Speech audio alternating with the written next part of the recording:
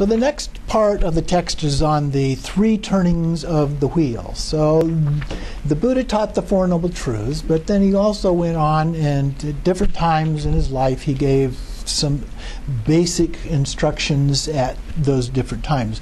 So the Four Noble Truths was considered to be the first turning of the wheel, his first primary teaching. He taught for about 50 years. We don't know exactly. There's some differences in terms of what scholars think about that. The most accepted time for him to have died was at age 80 in 483 BCE, although some think that he died at a little different time than that. We know that... I just never thought of it. Isn't that, it's quite old for that time? Well, the average age is like... Yeah, the average age was much younger, but the people did live that long. It's just that they were more susceptible to diseases and other kinds of things. So it wasn't that they just didn't live that long. It's just that there were a lot more factors that would bring down the average age of people. But then there's the island of Japan. Yeah, there's some lifestyle things. Yeah, there are some lifestyle things that certainly have an effect on that. So we know that the Buddha followed some of the ideas of the Vedas and the Shramanans as a part of all of this. He rejected other ones, like the concept of Brahman, the caste system, the subjugation of women, the permanent soul, and so forth, and replaced it with this idea of nirvana, which was a part of that, but it wasn't unique to him. But it was a state of inner peace, and there was a sense of liberation as a part of that, and insight into the true nature of things, the joy of the sense of connection or oneness with reality, and a love for all sentient beings. So those are all related to this Shramana movement. So none of those were particularly unique to the Buddha per se. And he also classified, others, his students basically classified things into these three turnings of the wheel of Dharma. So we mentioned the first one. The second one was later at a place called Vulture Peak, which isn't too far from there, but kind of to the east and maybe a little bit south of there. He gave teachings on emptiness. And so this was the second turning of the wheel. And so he talked about the emptiness of self, the emptiness of other, which can be a little bit hard for people to understand, but we'll be talking about those as we move along a little bit later on to try and clarify that. And then this led to a sense of transcendent wisdom. So a lot of times in Western culture we talk about wisdom as being somebody who's kind of smart about something. The wisdom of Solomon in the Jewish tradition and so forth. But here it's a transcendent wisdom. It's a gnosis. It's something that goes beyond conceptualized forms of wisdom. So and it's called, the transcendent wisdom is the Prajnaparamita. Then later on still, he gave another set of teachings that are called Buddha nature. And he said that we all have this innate Buddha nature. He talked about this innate sensation that he had related to the time he was under the rose apple tree as a child, that he recalled during his experience of attaining enlightenment under the Bodhi tree. But there's this sense of Buddha nature which translates literally as luminous emptiness. And so it is something that illuminates. So it's this direct understanding, if you will, of this concept of emptiness. Because initially, from his second turning of the wheel, people began to understand that, but in a conceptual way. And he said, no, it's not this conceptual. You have to go a little beyond that. You have to attain this direct experience of what this emptiness really is. And so that's what the Buddha nature refers to. And he also talked about emptiness as not being between two extremes, the extremes of the idea of permanence that come out of the Vedas, and then this idea of nothingness, that there's after death there's just absolutely nothing, versus there's this permanent soul. So those were kind of the two extremes. And he says neither one of those is true. He says there's a middle way between those. So he had taught a middle way before, right after his enlightenment, that the middle way is between the extremes of pleasure, kind of in the palace, the kind of things that he had with his harems and food and clothing and all these riches that he had, and on the other one, the ascetic experience that he had out in the forest of trying to get along on just almost nothing at all. And so between those two extremes, he also said there was a middle way. So he used this term middle way a number of times in slightly different applications of his teachings. So basically the idea is there's two approaches to this Buddha nature. One of the approaches is that we have this seed, the metaphors being like a seed that we have of Buddha nature, and we have to nurture that just as we would a seed that we would plant in the soil in our garden. We water it, we provide fertilizer, so forth, and then the sunlight and so forth. Eventually that seed grows up into the plant and bears its fruit. So that's the metaphor. The other version is that there's already this fully developed Buddha within us, but it's shrouded and covered with these different forms, and there's a variety of metaphors that are used to describe this. But it's shrouded and we can't see it, and so it can't fully manifest. And so the practices that we do in both cases are essentially the same. It's just that either we're nurturing or we're tearing away the shrouds. But those are both metaphors for what we're actually doing as a part of that. But all of this didn't end with the eventual death of the Buddha. It became spread. And so the next part of this chapter in the book talks about the second Buddha.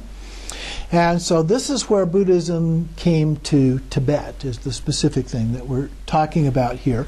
And there are different stories, but the first spreading of this, there was a king in India named Ashoka, who actually became a Buddhist and sent out these emissaries or missionaries, if you will, throughout the Indian subcontinent and well beyond. We have found evidence of them being in ancient Greece, for example. We have found there was a community apparently just south of Alexandria in Egypt that was set up at this point in time. They were across the Middle East. They were up into China. So they really did spread out. And he spread Buddhism. He was probably one of the main keys of how that happened. So this happened about the 3rd century BCE. And by the 7th century CE, okay, so we've gone about a millennium here, Tibet had encountered Buddhism through some of their military actions. For example, they invaded China and other regions. They actually conquered China at one point. Tibet was over China, and they had gone into some of the other regions where Buddhism had already spread. So they encountered Buddhism as a part of that.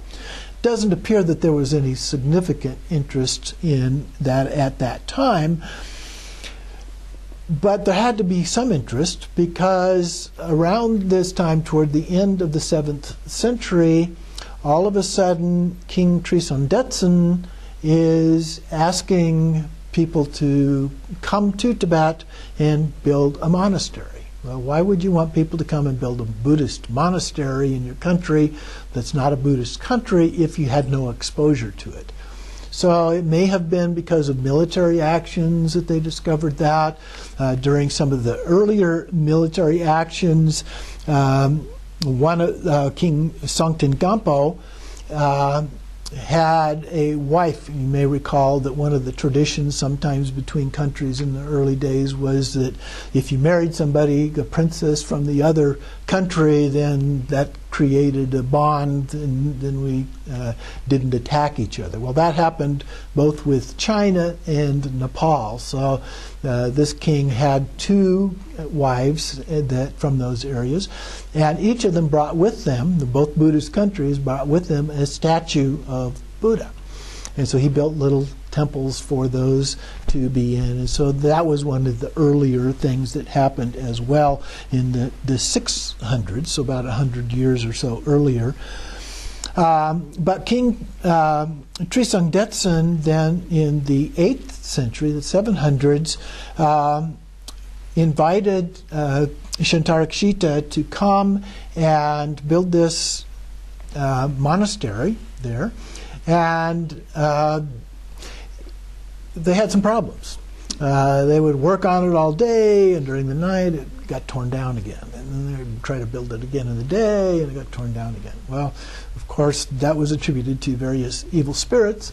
And so they invited, he recommended to the king, Shantarakshita recommended to the king that they invite this very strong yogi to come and conquer all of these evil spirits that were creating problems. This was Padmasambhava, the lotus-born is a translation of that, also known as Guru Rinpoche. And so they invited him, he came, and he was able to basically transform all of these evil spirits into Dharma protectors. And so that did away with the problem. They were able to finish the monastery, which was later torn down but has since been rebuilt. And so it is there, and you can go and visit there today. It's called Samye. And then during his stay, he also is said to, there's a wide variety of stories about him and what he did and how long he was there and so forth. And scholars are trying to sort those things out today. But he is said to have stayed for some period of time and given a number of teachings. And so you have him as a yogi. You have Shantarakshita, who had come from Nalanda University, as the head of Nalanda University, so a very traditional way of teaching.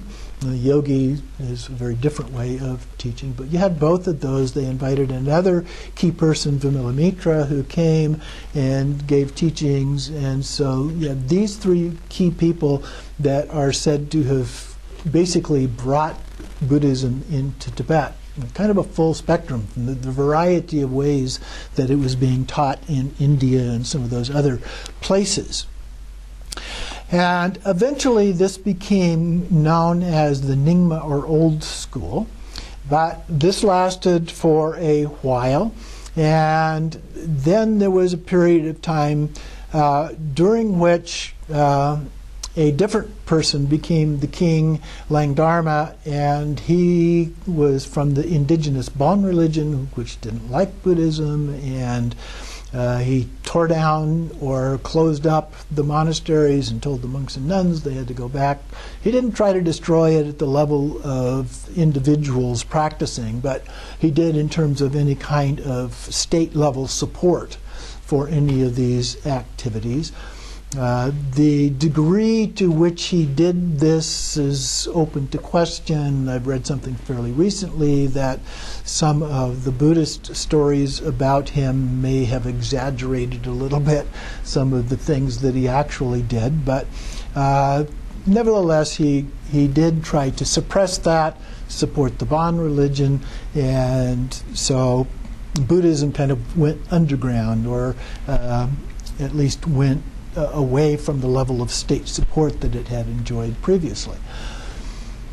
Well, the Buddhist people weren't very happy with this, and eventually he was assassinated, or the Buddhists say liberated, from his ways. And so they were able to practice, but they still didn't have state support. So this went on, the total period of time went on for a couple of centuries. And then we have some invasions of India from Muslims who came into India and basically over a period of years wiped out Buddhism as a religion there. They destroyed the major universities like Nalanda that had been created and so forth. And we see this infusion of masters going up into, to some extent, China, but a large number of them went into Tibet. And so we call this the second dissemination of Buddhism into Tibet. And there are a number of key people as a part of this who established things. One of them is a scholar named Atisha, who around 1000, he was one of the earliest people to come into Tibet and bring some of those, and he, or actually his students, some of his students, established this order called the Kadampa order. And that later became the Gelugpa order. This is the order of the Dalai Lama. And it was redefined under Tsongkhapa, who was a little bit unhappy with what he considered a laxness that had developed in the Buddhist tradition, and he wanted to reinvigorate it with some more rules and a little tighter way of how the practices were done and so forth. Then another group that came were the Kagyus, another one, the Sakyas, who eventually rose up to political dominance over the country for quite a while, working with the Mongols. The Mongols had overtaken, or at least threatened to overtake, the country of Tibet, and they kind of worked out a deal, and the Sakyas took over as their de facto heads of state for that under the Mongols at that particular time. But later on, the Mongol empire kind of fell apart, and China rose up in power, and as a part of that, nobody was kind of in control of Tibet for a while, and we had the formation a little before that of the Dalai Lamas, and there was one called the Great Fifth Dalai Lama that came into power, and with the Gelugpas, and then they took over that control, took it away from the Sakya branch of the religion. And it was then eventually, there was a lot of political things going back and forth over various years here, but in 1950-51, the Chinese invaded and took over Tibet. And then we had the 14th Dalai Lama, the current Dalai Lama, eventually fled from Tibet into India in 1959.